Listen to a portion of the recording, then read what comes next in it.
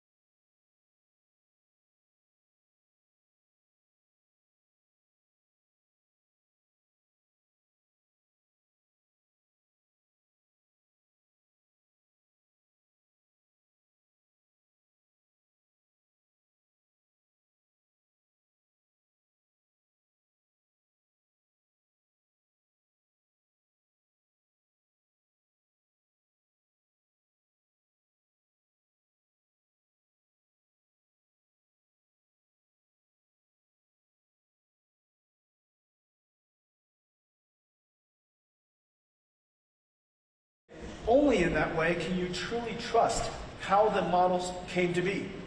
We open source all the models. We help you make derivatives from them. We have a whole suite of libraries. We call the NEMO libraries, physics NEMO libraries, and the Clara NEMO libraries, each BioNEMO libraries. Each one of these libraries are life cycle management systems of AIs, so that you could process the data, you could generate data, you could train the model, you could create the model, evaluate the model, guardrail the model, all the way to deploying the model. Each one of these libraries are incredibly complex, and all of it is open source. And so now, on top of this platform, Nvidia is a frontier AI model builder. And we build it in a very special way. We build it completely in the open so that we can enable every company, every industry, every country to be part of this AI revolution. I'm incredibly proud of the work that we're doing there. In fact, if you notice the charts, the chart shows that our contribution to this industry is bar none. And you're going to see us, in fact, continue to do that, if not accelerate. These models are also world-class. All systems are down. This never happens in Santa Clara. Is it because of Las Vegas?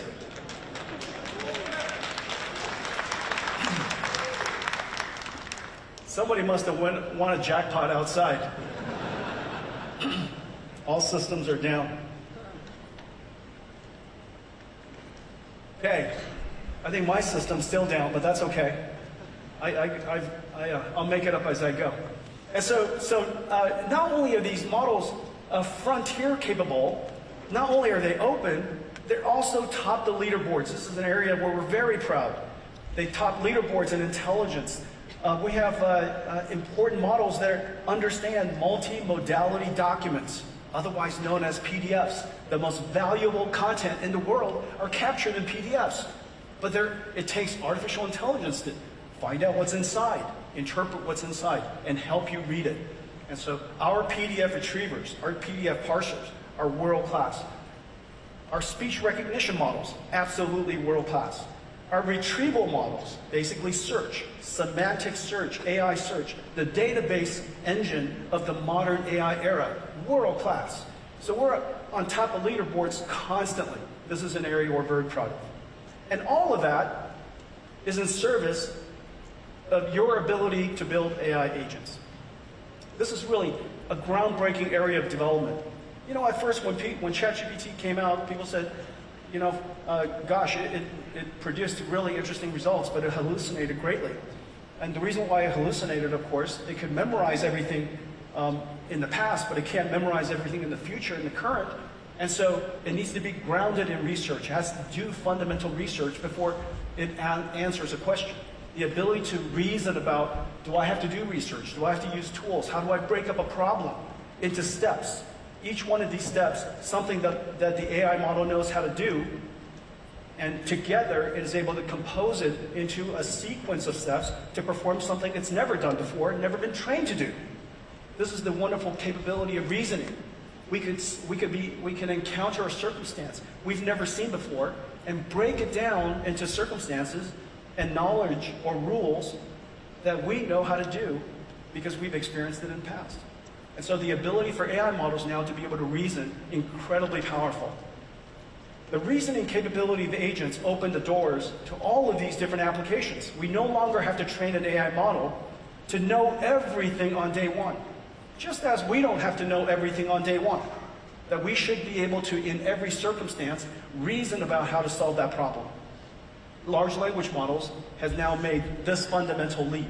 The ability to use reinforcement learning and chain of thought, and, you know, search and planning and all these different techniques in reinforcement learning has made it possible for us to have this basic capability. And it's also now completely open sourced.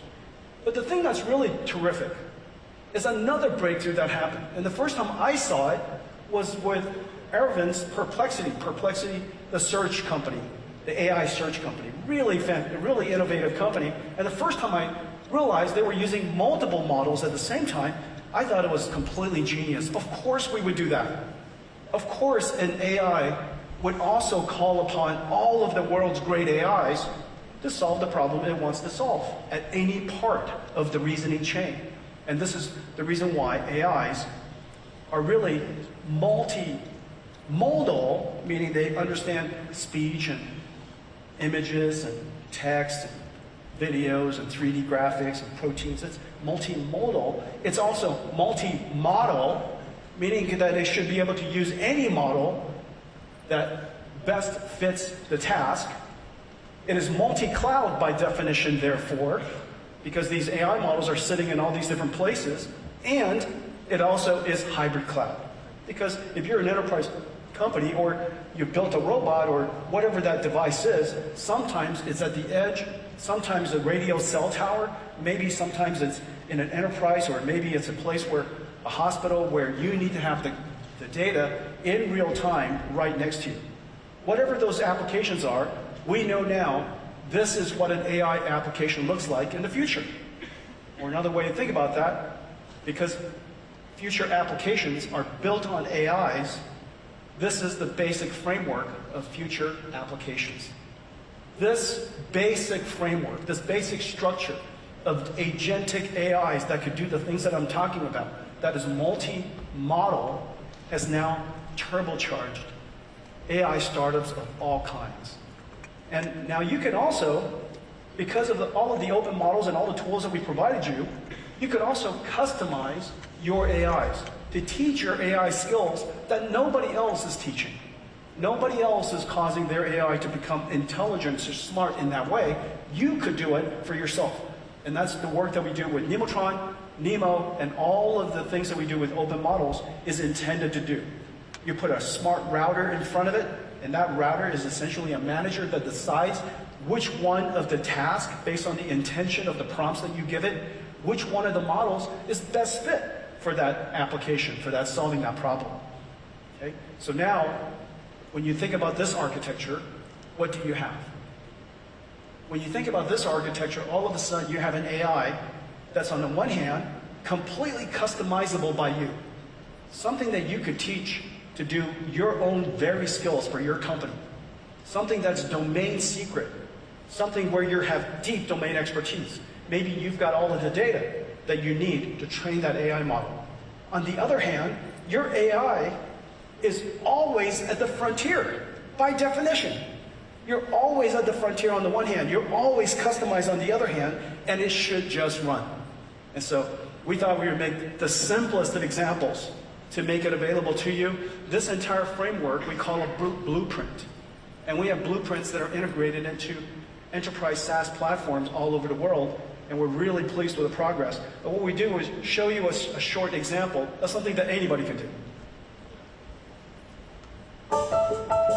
Let's build a personal assistant. I want it to help me with my calendar, emails, to-do lists, and even keep an eye on my home.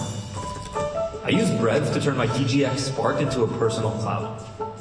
So I can use the same interface whether I'm using a cloud GPU or a DGX Spark. I use a Frontier Model API to easily get started. I wanted to help me with my emails, so I create an email tool for my agent to call. I want my emails to stay private, so I'll add an open model that's running locally on the Spark. Now for any job, I want the agent to use the right model for the right task, so I'll use an intent-based model router. This way, prompts that need email will stay on my Spark, and everything else can call the Frontier model. I want my assistant to interact with my world, so I'll hook it up to Hugging Face's Reachy mini robot.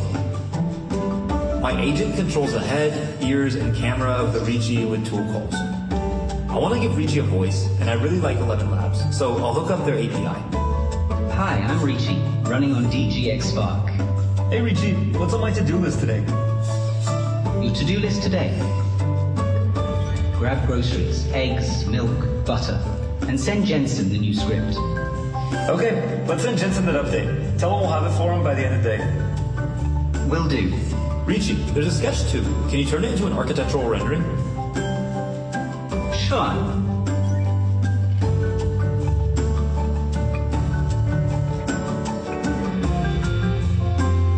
Nice. Now make a video and show me around the room. Here you go. That's great.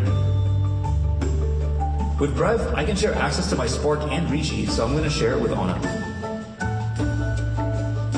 Hey Reachy, what's Potato up to? He's on the couch. I remember you don't like this. I'll tell him to get off. Potato, off the couch. With all the progress in open source, it's incredible to see what you can build. I'd love to see what you create.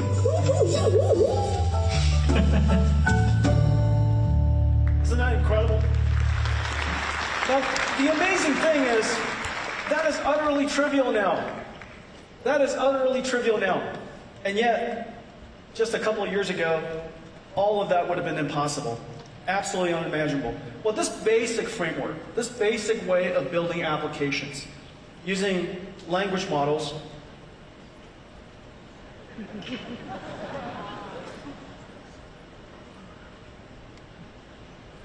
using language models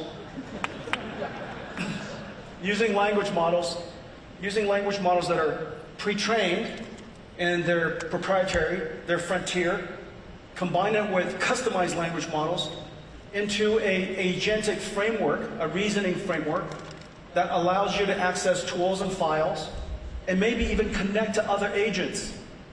This is basically the architecture of AI applications or applications in the modern age. And the ability for us to create these applications are incredibly fast. And notice, if you give it this application information that it's never seen before, or in a structure that is not represented exactly as you thought, it can still reason through it and make its best effort to reason through the data, the information, to try to understand how to solve the problem. Artificial intelligence. Okay, so this basic framework is now being integrated, and everything that I just described, we have the benefit of working with some of the world's leading enterprise platform companies. Palantir, for example, their entire AI and data processing platform is being integrated and accelerated by Nvidia today. ServiceNow, the world's leading customer service and employee service platform. Snowflake, the world's top data platform in the cloud. Incredible work that is being done there. CodeRabbit, we're using CodeRabbit all over Nvidia. CrowdStrike creating AIs to detect, to find AI threats. NetApp, their data platform now has Nvidia's semantic AI on top of it, and agentic systems on top of it for them to do customer service. But the important thing is this: not only is this the way that you develop applications now, this is going to be the user interface of your platform. So whether it's Palantir or ServiceNow or Snowflake and many other companies that we're working with, the agentic system is the interface. It's no longer Excel with a bunch of squares that you enter information into. Maybe it's no longer just command line. All of that multimodality information is now possible, and the way you interact with your platform is much more, well, if you will, simple, like you're interacting with people. And so that's enterprise AI being revolutionized by agentic systems. The next thing is physical AI. This is an area that you've seen me talk about for several years. In fact, we've been working on this for 8 years. The question is, how do you take something that is intelligent inside the computer and interacts with you with screens and speakers to something that can interact with the world, meaning it can understand the common sense of how the world works. Object permanence. If I look away and I look back, that object is still there. Causality. If I push it, it tips over. It understands friction and gravity. It understands inertia. That a heavy truck rolling down the road is going to need a little bit more time to stop. That a ball is going to keep on rolling. These ideas are common sense to even a little child, but for AI, it's completely unknown. And so we have to create a system that allows AIs to learn the common sense of the physical world, learn its laws, but also to be able to, of course, learn from data, and the data is quite scarce, and to be able to evaluate whether that AI is working, meaning it has to simulate in an environment.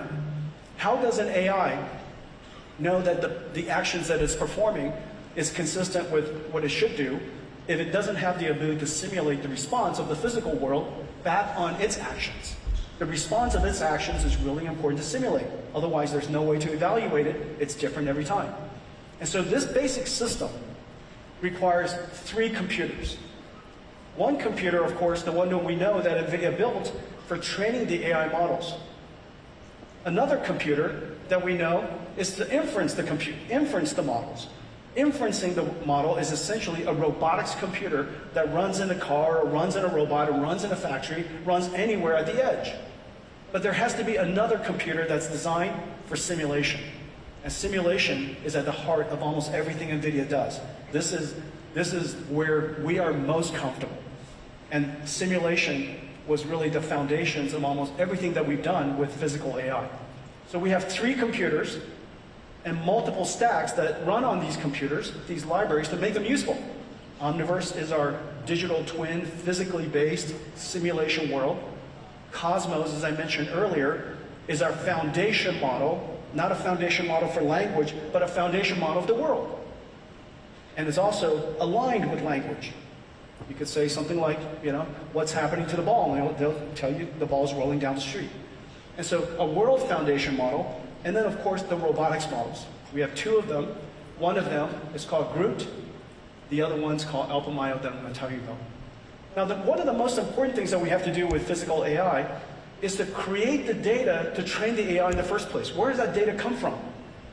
Rather than, instead of having languages, because we created a bunch of text that are what we consider ground truth that the AI can learn from, how do we teach an AI the ground truth of physics? There are lots and lots of videos, but hardly enough to capture the diversity and the type of interactions that we need.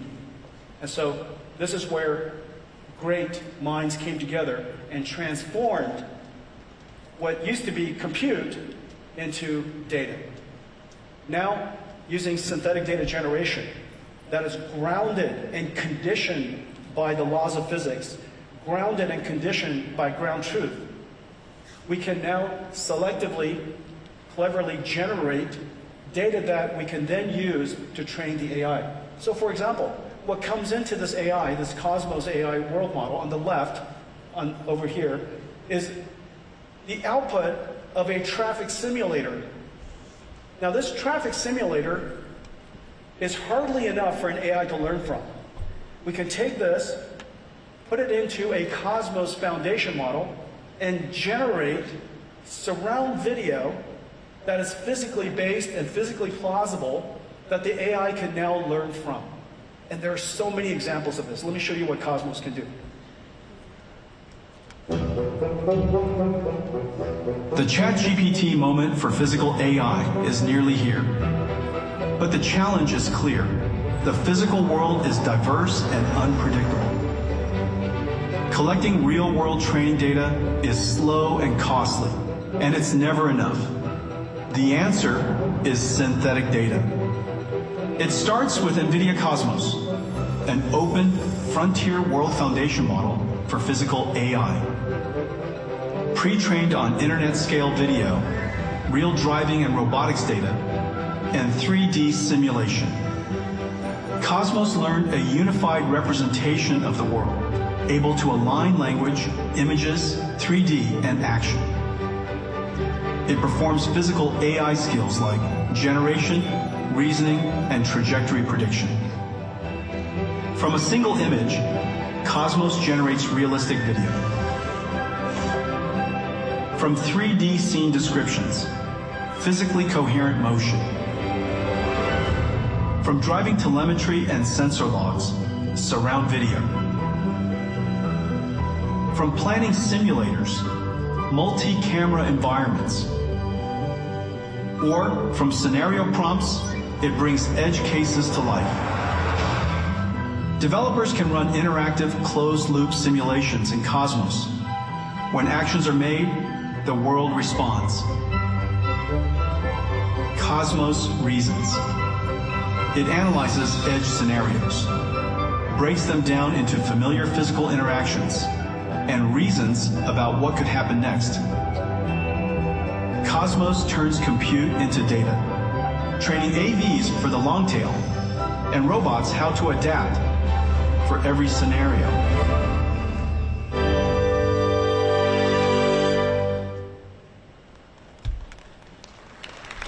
I know, it's incredible. Cosmos is the world's leading foundation model, world foundation model. It's been downloaded millions of times, used all over the world, getting the world ready for this new era of physical AI. We use it ourselves as well. We use it ourselves to create our self-driving car, using it for scenario generation and using it for evaluation. We could have something that allows us to effectively travel billions, trillions of miles, but doing it inside a computer. And we've made enormous progress. Today we're announcing Alpamayo, the world's first thinking, reasoning, autonomous vehicle AI.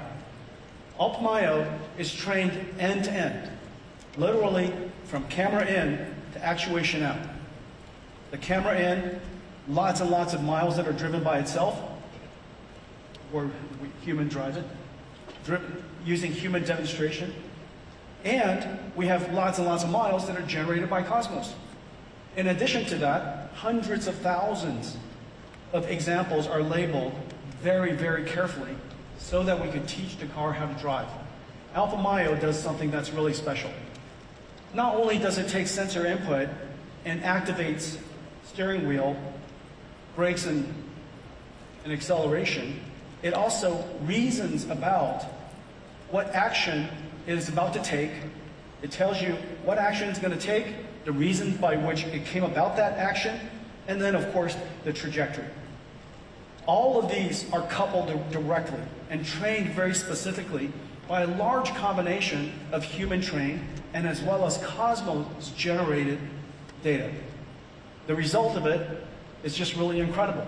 Not only does your car drive as you would expect it to drive, and it drives so naturally because it learned directly from human demonstrators, but in every single scenario, when it comes up to the scenario, it reasons about, it tells you what it's going to do, and it reasons about what's about to do. Now, the reason why this is so important is because of the long tail of driving. It's impossible for us to simply collect every single possible scenario for everything that could ever happen in every single country, in every single circumstance that's possibly ever going to happen for all the population. However, it is very likely that every scenario, if decomposed into a whole bunch of other smaller scenarios, are quite normal for you to understand. And so these long tails will be decomposed into quite normal circumstances that the car knows how to deal with. It just needs to reason about it. And so let's take a look. Everything you're about to see is one shot. It's no hands.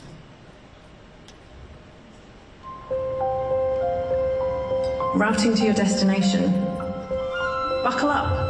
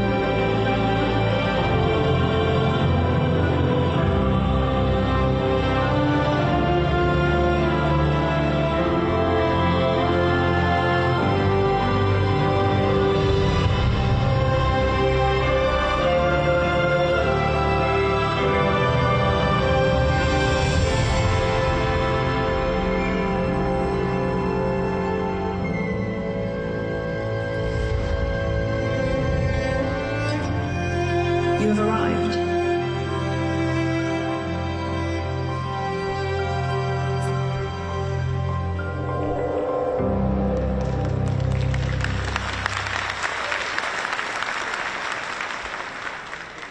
We started working on self-driving cars 8 years ago, and the reason for that is because we reasoned early on that deep learning and artificial intelligence was going to reinvent the entire computing stack. And if we were ever going to understand how to navigate ourselves and how to guide the industry towards this new future, we have to get good at building the entire stack. Well, as I mentioned earlier, AI is a 5-layer cake. The lowest layer is land, power, and shell. In the case of robotics, the lowest layer is the car. The next layer above it is chips.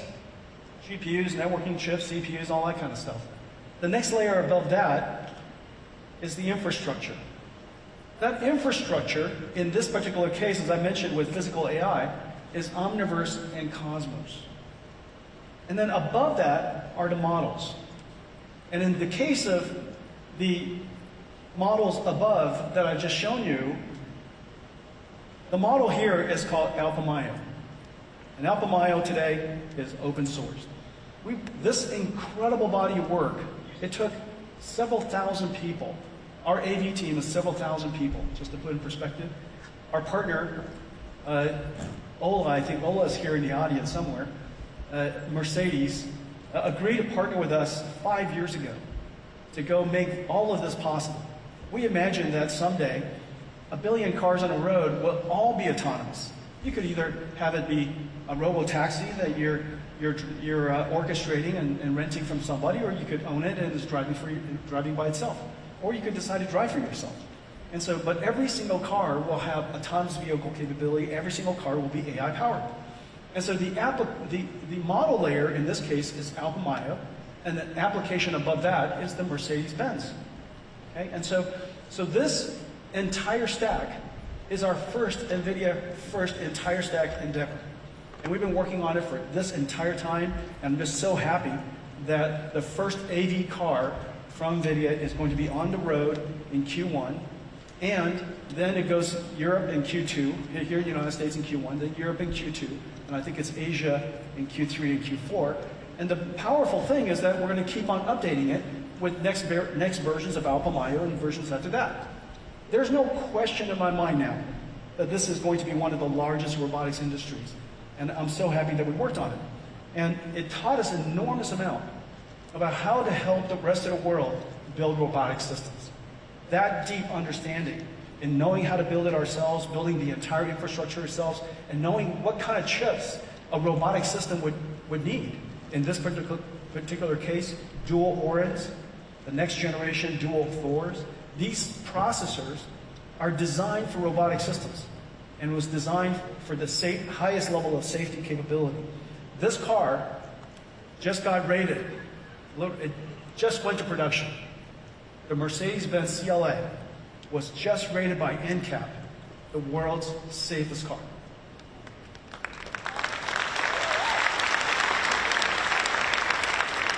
It is the only system that I know that has every single line of code, the chip, the system, every line of code, safety certified.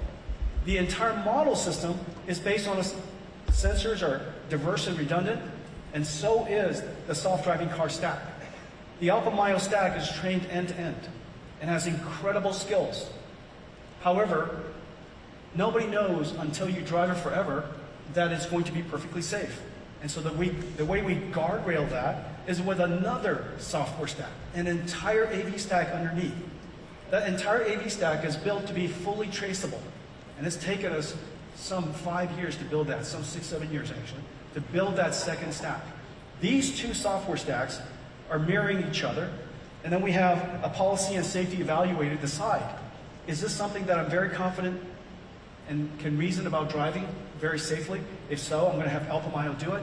If it's a circumstance that I'm not very confident in, and the safety policy evaluator decides that we're going to go back to a simpler, safer guardrail system, then it goes back to the classical AV stack. We're the only car in the world with both of these AV stacks running, and all safety systems should have diversity and redundancy. Well, our vision is that someday, every single car, every single truck will be autonomous, and we've been working towards that future. This entire stack is vertically integrated, of course, in the case of Mercedes-Benz. We built the entire stack together. We're going to deploy the car. We're going to operate the stack. We're going to maintain the stack for as long as we shall live. However, like everything else we do as a company, we build the entire stack, but the entire stack is open for the ecosystem. And the ecosystem working with us to build L4 and robo-taxis is expanding, and it's going everywhere. I fully expect this to be, well, this is already a giant business for us. It's a giant business for us because they use it for training data, processing data, and training their models. They use it for synthetic data generation in some cases. In some companies, they pretty much just build the computers, the chips that are inside the car. And some companies work with us full stack. Some companies work with us some partial part of that. Okay, so it doesn't matter how much you decide to use. You know, my only request is use a little bit of Nvidia wherever you can, and the entire thing is open. Now, this is going to be the first large-scale mainstream AI, physical AI market, and this is now, I think we can all agree, fully here. And this inflection point of going from not autonomous vehicles to autonomous vehicles is probably happening right about this time. in the next 10 years, I'm fairly certain a very, very large percentage of the world's cars will be autonomous or highly autonomous. But this basic technique that I just described, in using the 3 computers, using synthetic data generation and simulation, applies to every form of robotic systems. It could be a robot that is just an articulator, a manipulator. Maybe it's a mobile robot. Maybe it's a fully humanoid robot. And so the next journey, the next era for robotic systems is going to be, robots. And these robots are going to come in all kinds of different sizes. And I invited some friends. Did they come?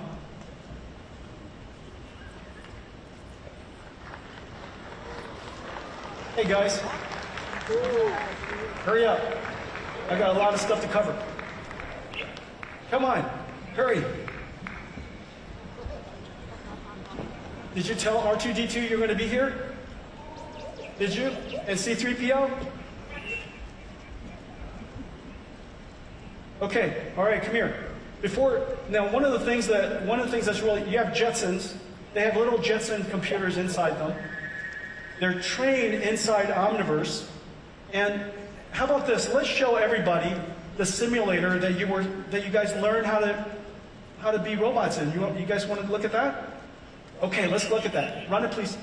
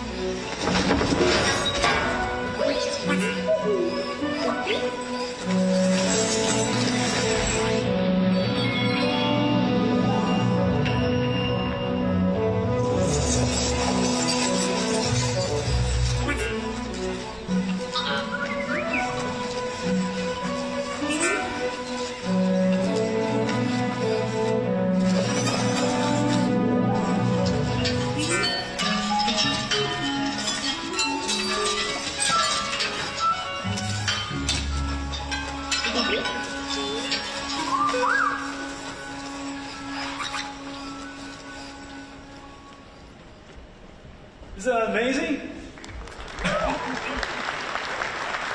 That's how you learn to be a robot. You did it all inside Omniverse. And the robot simulator is called Isaac. Isaac Sim and Isaac Lab. And anybody who wants to build a robot, nobody's going to be as cute as you. But now we have look at all these friends that we have building robots. We're building big ones. No, like I said, nobody's as cute as you guys are. But we have Neurobot and we have Agibot over there. We have LG over here. They just announced a new robot. Caterpillar, they've got the largest robots ever. That one delivers food to your house. That's connected to Uber Eats. And that's Surf Robot. I love those guys. Agility, Boston Dynamics. Incredible. You got surgical robots. You got manipulator robots from Franca. You got Universal Robotics robot. Incredible number of different robots. And so this is the next chapter. We're going to talk a lot more about robotics in the future. But it's not just about the robots in the end. I know everything's about you guys. It's about getting there. And one of the most important industries in the world that will be revolutionized by physical AI and AI physics is the industry that started all of us. At Nvidia, it wouldn't be possible if not for the companies that I'm about to talk to. And I'm so happy that all of them, starting with Cadence, is going to accelerate everything Cadence. CUDA-X integrated into all of their simulations and solvers. They've got Nvidia physical AIs that they're going to use for different physical plants and plant simulations. You got AI physics being integrated into these systems. So whether it's an EDA or SDA, and in the future robotic systems, we're going to have basically the same technology that made you guys possible. Now completely revolutionize these design stacks. Synopsys. Without Synopsys, Synopsys and Cadence are completely indispensable in the world of chip design. Synopsys leads in logic design and IP. In the case of Cadence, they lead physical design, the place and route. emulation and verification. Cadence is incredible at emulation and verification. Both of them are moving into the world of system design and system simulation. And so in the future, we're going to design your chips inside Cadence and inside Synopsys. We're going to design your systems and emulate the whole thing and simulate everything inside these tools. That's your future. We're going to give, yeah, you're going to be born inside these platforms. Pretty amazing, right? And so we're so happy that we're working with these industries. Just as we've integrated Nvidia into Palantir and ServiceNow, we're integrating Nvidia into the most computationally intensive simulation industries, Synopsys and Cadence. And today we're announcing that Siemens is also doing the same thing. We're going to integrate CUDA-X, physical AI, agentic AI, Nemo, Nemotron, deeply integrated into the world of Siemens. And the reason for that is this. First, we designed the chips, and all of it in the future will be accelerated by NVIDIA. You're going to be very happy about that. We're going to have agentic chip designers and system designers working with us, helping us do design, just as we have agentic software engineers helping our software engineers code today. And so we'll have agentic chip designers and system designers. We're going to create you inside this. But then we have to build you.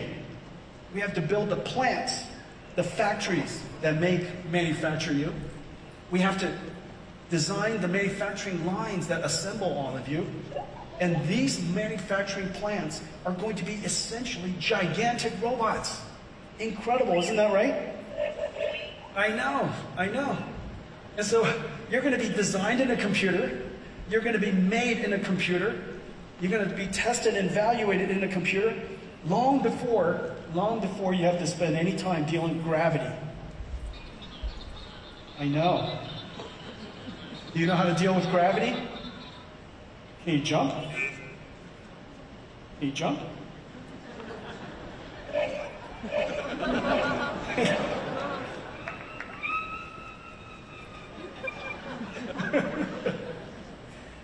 Okay, all right, don't show off. Okay, so now the industry that made NVIDIA possible. I'm just so happy that now the technology that we're creating is at a level of sophistication and capability that we can now help them revolutionize their industry. And so what started with them, we now have the opportunity to go back and help them revolutionize theirs. Let's take a look at the stuff that we're going to do with Siemens. Breakthroughs in physical AI are letting AI move from screens to our physical world. And just in time, as the world builds factories of every kind for chips, computers, life-saving drugs, and AI. As the global labor shortage worsens, we need automation powered by physical AI and robotics more than ever. This, where AI meets the world's largest physical industries, is the foundation of NVIDIA and Siemens partnership. For nearly 2 centuries, Siemens has built the world's industries. And now, it is reinventing it for the age of AI.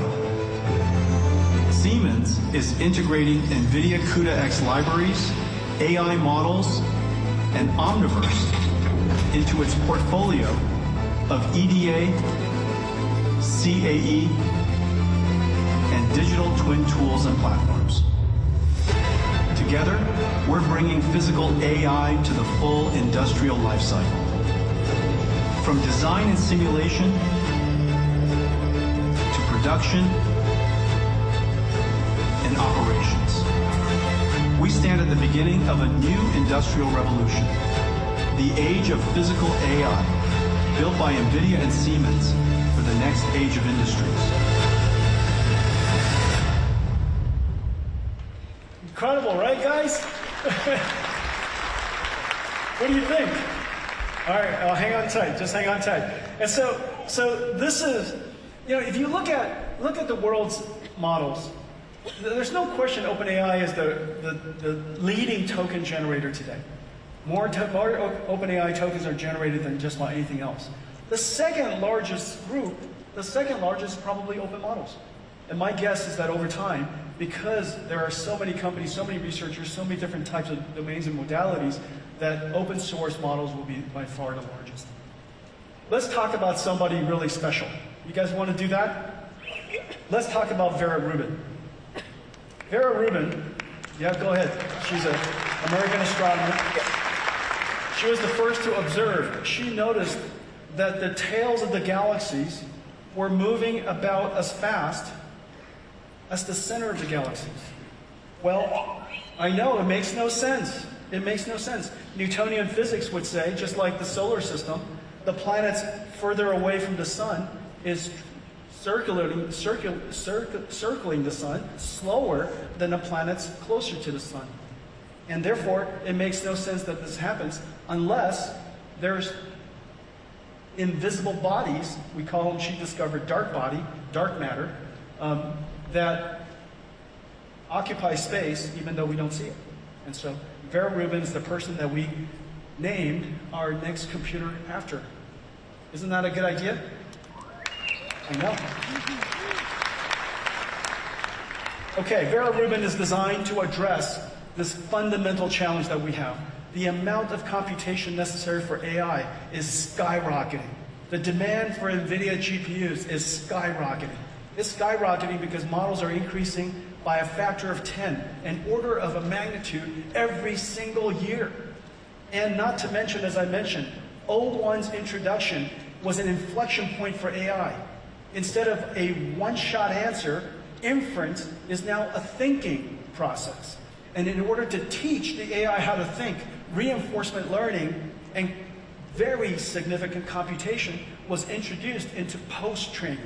It's no longer supervised fine-tuning, or otherwise known as imitation learning or supervision training. You now have reinforcement learning, essentially the computer trying different iterations itself, learning how to perform a task. The amount of computation for pre-training, for post-training, for test time scaling has exploded as a result of that. And now, every single inference that we do, instead of just one shot, the number of tokens, you can just see the AIs think, which we appreciate. The longer it thinks, oftentimes it produces a better answer. And so test time scaling causes the number of tokens to be generated increase by 5x every single year. Not to mention, meanwhile, the race is on for AI. Everybody's trying to get to the next level. Everybody's trying to get to the next frontier. And every time they get to the next frontier, the last generation AI tokens, the cost starts to decline, about a factor of 10x every year. The 10x decline every year is actually telling you something different. It's saying that the race is so intense. Everybody's trying to get to the next level, and somebody is getting to the next level. And so therefore, all of it is a computing problem. The faster you compute, the sooner you can get to the next level of the next frontier. All of these things are simultaneously happening at the same time. And so we decided that we have to advance the state-of-the-art of computation every single year, not 1 year left behind. And now we've been shipping GB200s a year and a half ago. Right now we're in full-scale manufacturing of GB300. And if Vera Rubin is going to be in time for this year, it must be in production by now. And so today I can tell you that Vera Rubin is in full production.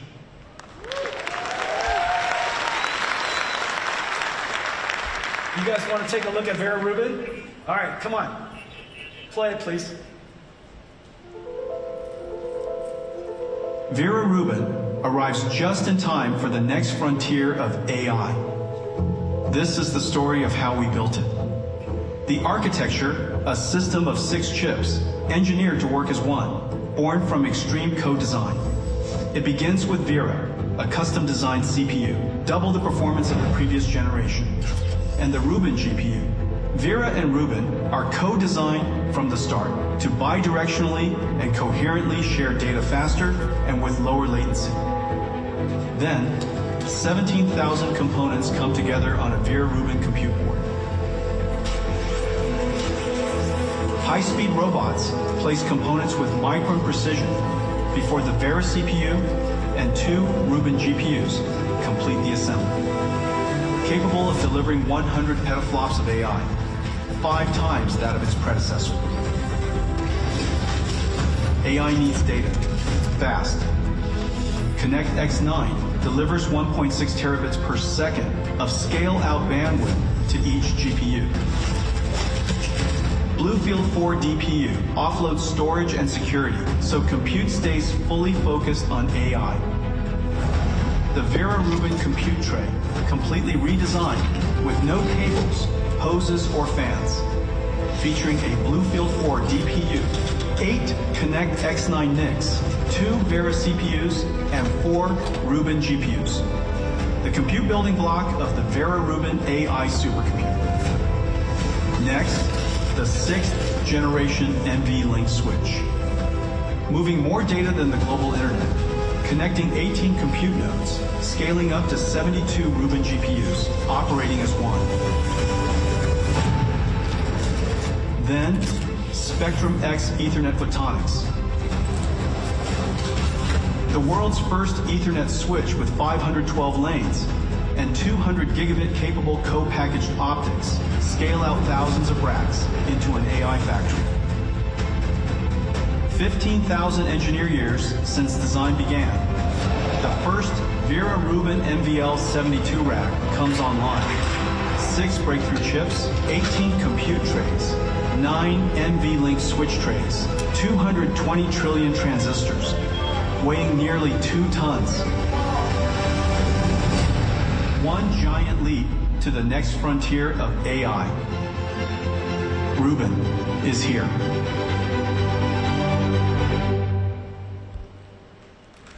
What do you guys think? This is a Rubin pod, 1,152 GPUs in 16 racks. Each one of the racks, as you know, has 72 Vera Rubin, or 72 Rubins. Each one of the Rubins is 2 actual GPU dies connected together. I'm going to show it to you. But there are several things that, well, I'll tell you later. I can't tell you everything right away. Well, we designed 6 different chips. First of all, we have a rule inside our company, and it's a good rule. No new generation should have more than 1 or 2 chips change. But the problem is this. As you can see, we were describing the total number of transistors in each one of the chips that were being described, and we know that Moore's law has largely slowed.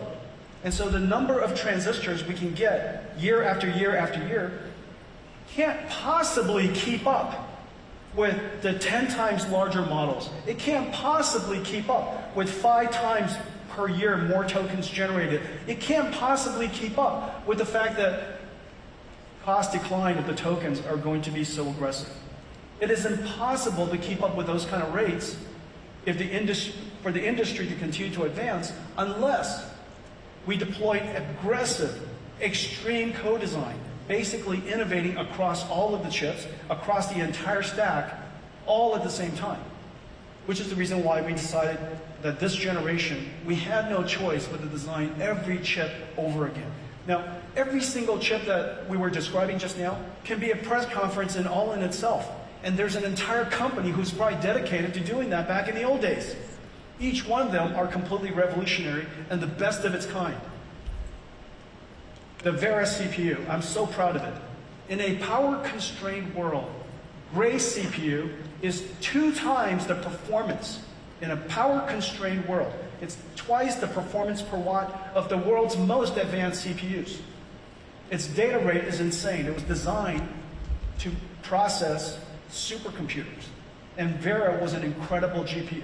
Grace was an incredible GPU. Now Vera increases the single-threaded performance, increases the capacity of the memory, increases everything just dramatically. It's a giant chip. This is the Vera CPU. This is one CPU. And this is connected to the Rubin GPU. Look at that thing. It's a giant chip. Now the thing that's really special, and I'll go through these. It's going to take 3 hands, I think, 4 hands to do this. Okay, so this is the Vera CPU. It's got 88 CPU cores, and the CPU cores are designed to be multi-threaded. But the multi-threaded nature of Vera was designed so that each one of the 176 threads could get its full performance. So it's essentially as if there's 176 cores, but only 88 physical cores. So these cores were designed in using a technology called spatial multi-thread. But the I/O performance is incredible. This is the Rubin GPU.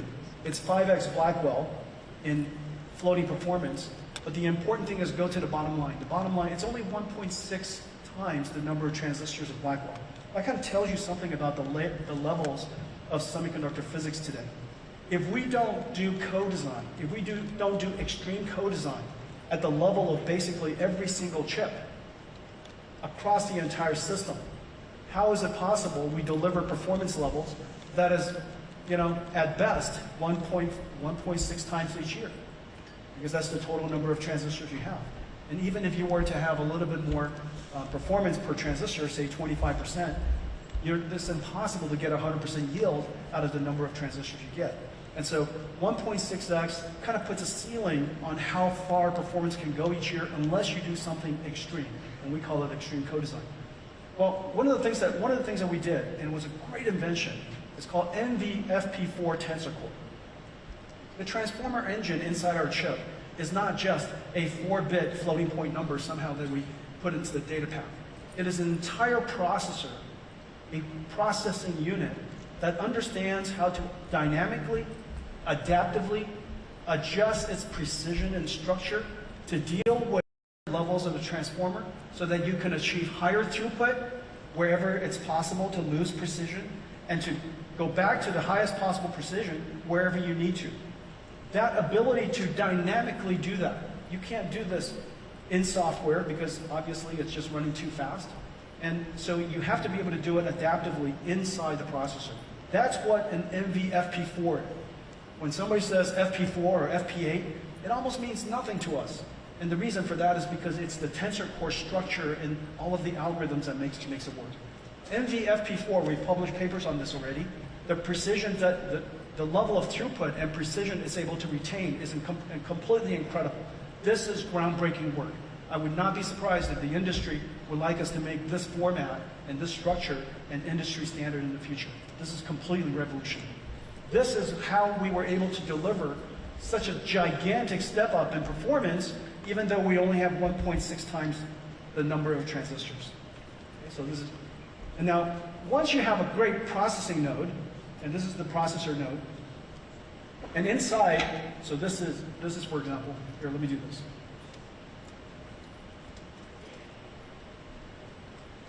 This is, wow, super heavy. You have to be a CEO in really good shape to do this job. All right, so this thing is, I'm gonna guess, this is probably, I don't know, a couple of 100 pounds. I thought that was funny too. Come on, it could have been. Everybody's going, no, I don't think so. All right, so look at this. This is the last one. We revolutionized the entire MGX chassis. This node, 43 cables, 0 cables, 6 tubes, just 2 of them here. It takes 2 hours to assemble this. If you're lucky, it takes 2 hours. And of course, you're probably going to assemble it wrong. You're going to have to retest it, test it, reassemble it. So the assembly process is incredibly complicated. And it was understandable as one of our first supercomputers that's deconstructed in this way. This, from 2 hours to 5 minutes.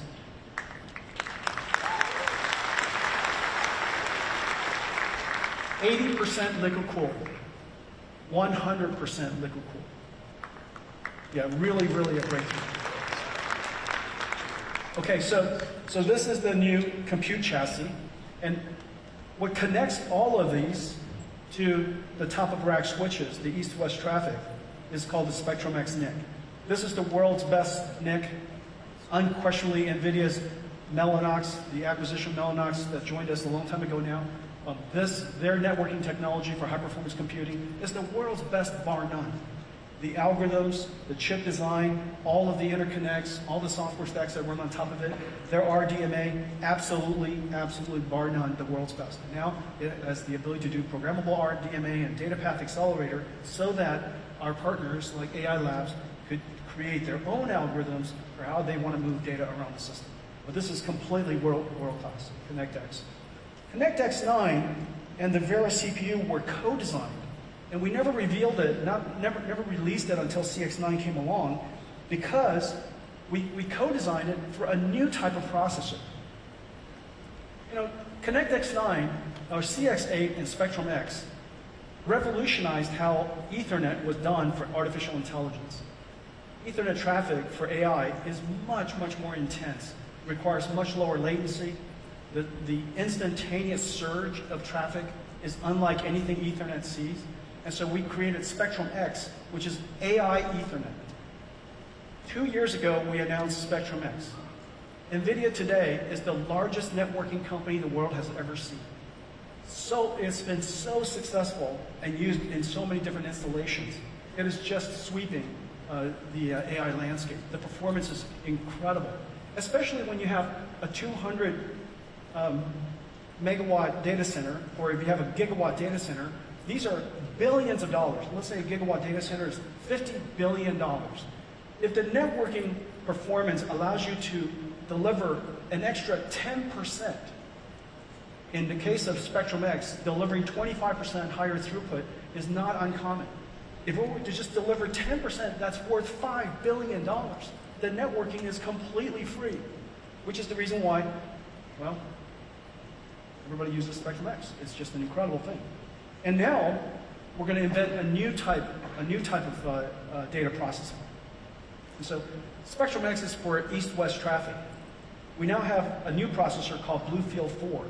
BlueField-4 allows us to take a very large data center, isolate different parts of it so that different users could use different parts of it, make sure that everything could be virtualized if they decide to be virtualized. So you offload a lot of the virtualization software, the security software, the networking software for your north-south traffic.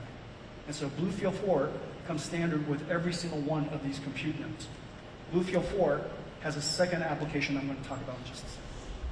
This is a revolutionary processor, and I'm so excited about it. This is the NVLink 6 switch, and it's right here. This switch chip, there are 4 of them inside the NVLink switch here. Each one of these switch chips has the fastest SerDes in history. The world is barely getting to 200 gigabits. This is 400 gigabits per second switch. The reason why this is so important is so that we could have every single GPU talk to every other GPU at exactly the same time. This switch on the backplane of one of these racks enables us to move the equivalent of twice the amount of the global internet data, all of the world's internet data at twice the speed.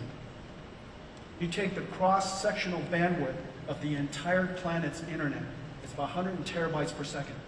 This is 240 terabytes per second. So it kind of puts it in perspective. This is so that every single GPU can work with every single other GPU at exactly the same time. Okay? Then on top of that, okay, so this is one rack. This is one rack. Each one of the racks, as you can see, the number of transistors in this one rack is 1.7 times. Yeah, could you do this for me? So it's usually about 2 tons, but today it's 2.5 tons because when they shipped it, they forgot to drain the water out of it. So we shipped a lot of water from California. Can you hear it squealing? You know, when you're rotating 2.5 tons, you gotta squeal a little. Oh, you could do it. Wow. Okay, we won't make you do that twice. All right, so behind behind this are the NVLink spines. Basically 2 miles of copper cables. Copper is the best conductor we know. And these are all shielded copper cables, structured copper cables. The most the world's ever used in computing systems ever. And our SerDes drive the copper cables from the top of the rack all the way to the bottom of the rack at 400 gigabits per second. It's incredible. And so this has 2 miles of total copper cables, 5,000 copper cables, and this makes the NVLink spine possible.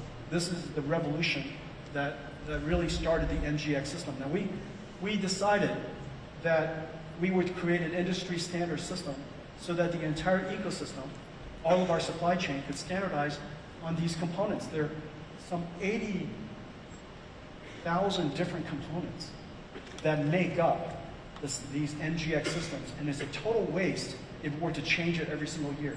Every single major computer company, from Foxconn to Quanta to Wistron, the list goes on and on and on, to HP and Dell and Lenovo, everybody knows how to build these systems. And so the fact that we could squeeze Vera Rubin into this, even though the performance is so much higher, and very importantly, the power is twice as high.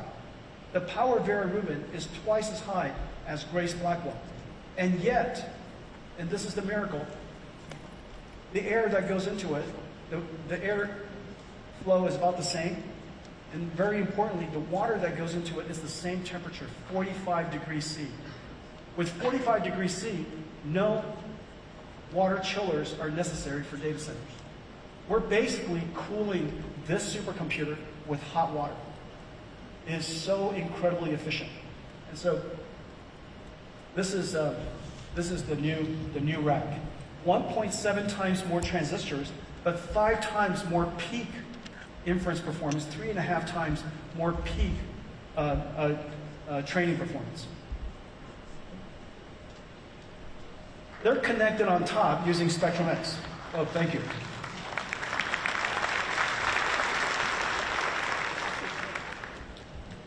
This is the world's first manufacturing chip using TSMC's new process that we co-innovated called COUP. It's a silicon photonics, integrated silicon photonics process technology. And this allows us to take silicon photonics directly right to the chip. And this is 512 ports at 200 gigabits per second. And this is the new Ethernet AI switch, the Spectrum-X Ethernet switch. And look at this giant chip. And what's really amazing, it's got silicon photonics directly connected to it. And lasers come in. Lasers come in through here. Lasers come in through here. The optics are here, and they connect out to the rest of the data center. This I'll show you in a second, but this is on top of the rack. And this is the new Spectrum-X silicon photonics switch. Okay. And we have something new I want to tell you about. So just as I mentioned, a couple of years ago, we introduced Spectrum-X so that we could reinvent the way that networking is done. Ethernet is really easy to manage, and everybody has an Ethernet stack, and every data center in the world knows how to deal with Ethernet. And the only thing that we were using at the time was called InfiniBand, which is used for supercomputers. InfiniBand is very low latency, but of course the software stack, the entire manageability of InfiniBand is very alien to the people who use Ethernet. So we decided to enter the Ethernet switch market for the very first time. Spectrum-X, that just took off, and it made us the largest networking company in the world, as I mentioned. This next generation Spectrum-X is going to carry on that tradition. But just as I said earlier, AI has reinvented the whole computing stack. Every layer of the computing stack. It stands to reason that when AI starts to get deployed in the world's enterprises, it's going to also reinvent the way storage is done. Well, AI doesn't use SQL. AI uses semantics information. And when AI is being used, it creates this temporary knowledge, temporary memory called KV cache. Key value combinations, but it's a KV cache, basically the cache of the AI, the working memory of the AI. And the working memory of the AI is stored in the HBM memory. Every single token For every single token, the GPU reads in the model, the entire model. It reads in the entire working memory, and it produces one token. And it stores that one token back into the KV cache. And then the next time it does that, it reads in the entire memory, and it streams it through our GPU, and then generates another token. Well, it does this repeatedly, token after token after token, and obviously, if you have a long conversation with that AI, over time, that memory, that context memory is going to grow tremendously. Not to mention the models are growing, the number of turns that we're using the AIs are increasing. We would like to have this AI stay with us our entire life and remember every single conversation we've ever had with it, right? Every single lick of research that I've asked it for. Of course, the number of people that will be sharing the supercomputer is going to continue to grow. And so this context memory, which started out fitting inside an HBM, is no longer large enough. Last year, we created Grace Blackwell's very fast memory, we call fast context memory. That's the reason why we connected Grace directly to Hopper. That's why we connected Grace directly to Blackwell, so that we can expand the context memory. But even that is not enough. And so the next solution, of course, is to go off onto the network, the north-south network, off to the storage of the company. But if you have a whole lot of AIs running at the same time, that network is no longer going to be fast enough. So the answer is very clearly to do it different. And so we created BlueField-4 so that we could essentially have a very fast KV cache context memory stored right in the rack. And so I'll show you in just one second, but there's a whole new category of storage systems. And the industry is so excited because this is a pain point for just about everybody who does a lot of token generation today. The AI labs, the cloud service providers, they're really suffering from the amount of network traffic that's being caused by KV cache moving around. And so the idea that we would create a new platform, a new processor, to run the entire Dynamo KV cache context memory management system and to put it very close to the rest of the rack is completely revolutionary. So this is it. It sits right here. So this is all the compute nodes. Each one of these is NVLink 72. So this is Vera Rubin, NVLink 72, 144 Rubin GPUs. This is the context memory that's stored here. Behind each one of these are 4 BlueFields. Behind each BlueField is 150 terabytes of memory, context memory. And for each GPU, once you allocate it across, each GPU will get an additional 16 terabytes. Now, inside this node, each GPU essentially has 1 terabyte. And now, with this backing store here, directly on the same east-west traffic, at exactly the same data rate, 200 gigabits per second, across literally the entire fabric of this compute node, you're going to get an additional 16 terabytes of memory. Okay? And this is the management plane. These are the Spectrum X switches that connects all of them together. And over here, these switches at the end connects them to the rest of the data center. And so this is the Vera Rubin. Now there's several things that's really incredible about it. So the first thing that I mentioned is that this entire system is twice the energy efficiency, essentially twice the temperature performance, in the sense that even though the power is twice as high, the amount of energy used is twice as high, the amount of computation is many times higher than that, but the liquid that goes into it is still 45 degrees C. That enables us to save about 6% of the world's data center power. So that's a very big deal. The second very big deal is that this entire system is now confidential computing safe, meaning everything is encoded in transit, at rest, and during compute. And every single bus is now encrypted. Every PCI Express, every NVLink, NVLink between CPU and GPU, between GPU to GPU. Everything is now encrypted. And so it's confidential computing safe. This allows companies to feel safe that their models are being deployed by somebody else, but it will never be seen by anybody else. Okay? And so this particular system is not only incredibly energy efficient, and there's one other thing that's incredible. Because of the nature of the workload of AI, it spikes instantaneously with this computation layer called all-reduce. The amount of current, the amount of energy that is used simultaneously is really off the charts. Oftentimes it'll spike up 25%. We now have power smoothing across the entire system so that you don't have to over-provision by 25 times, or if you over-provision by 25 times, you don't have to leave 25%, not 25 times, 25% of the energy squandered or unused. And so now you could fill up the entire power budget, and you don't have to you don't have to provision beyond that. And then the last thing, of course, is performance. So let's take a look at the performance of this. These are only charts that people who build AI supercomputers love. It took every single one of these chips, complete redesign of every single one of the systems, and rewriting the entire stack for us to make this possible. Basically, this is training the AI model, this first column.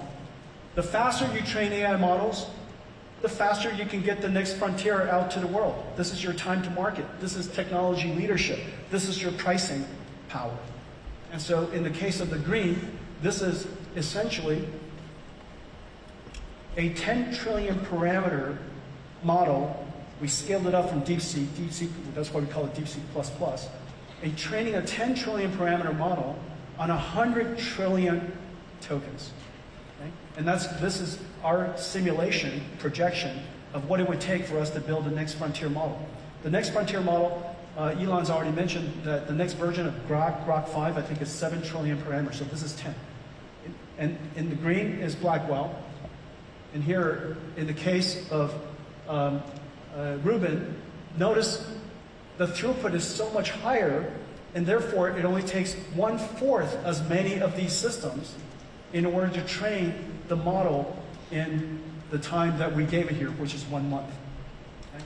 And so time is the same for everybody. Now how fast you can train that model and how large of a model you can train is how you're going to get to the frontier first. The second part is your factory throughput. Blackwell is green again, and factory throughput is important because your factory is, in the case of a gigawatt, is $50 billion. A $50 billion data center can only consume 1 gigawatt of power. And so if your performance, your throughput per watt is very good versus quite poor, that directly translates to your revenues. Your revenues of your data center is directly related to the second column. And in the case of Blackwell, it was about 10 times over Hopper. In the case of Rubin, it's going to be about 10 times higher again. Okay? And in the case of now the cost of the tokens, how cost effectively it is to generate the token, this is Rubin, about 1/10. Just as in the case of, yep.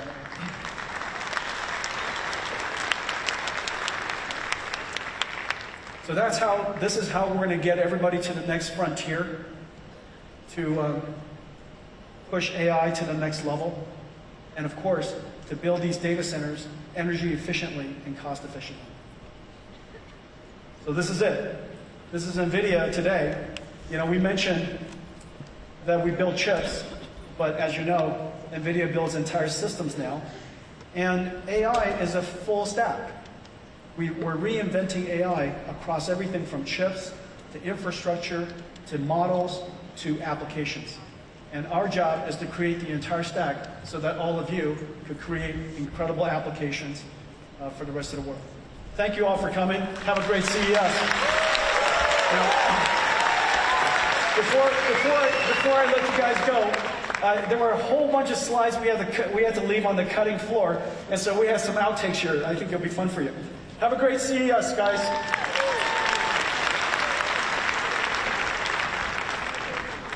And cut. Nvidia live at CES Take 4, Marker. Boom mic. Action. Sorry, guys. Platform shift, huh?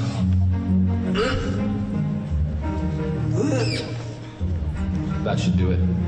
And let's roll camera. Oh, shade of green. A bright, happy green. World's most powerful AI supercomputer you can plug into the wall next to my toaster. Hey guys, I'm stuck again. I'm so sorry. This slide is never gonna work. Let's just cut it. Hello? Can you hear me? So like I was saying, the router, because not every problem needs the biggest, smartest model, just the right one. No, no! Don't lose any of them! This new 6-chip Rubin platform makes one amazing AI supercomputer. There you go, little guy. Oh, no, not the scaling laws. There is a squirrel on the car. Be ready to make the squirrel go away. Ask the squirrel gently to move away. Did you know the best models today are all mixture of experts?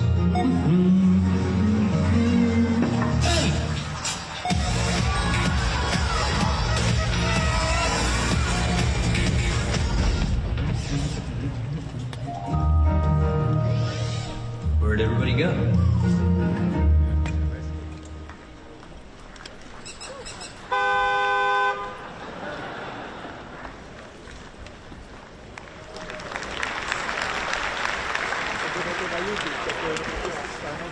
Thanks for the appreciate it. Yeah. I wrapped it up. What was that?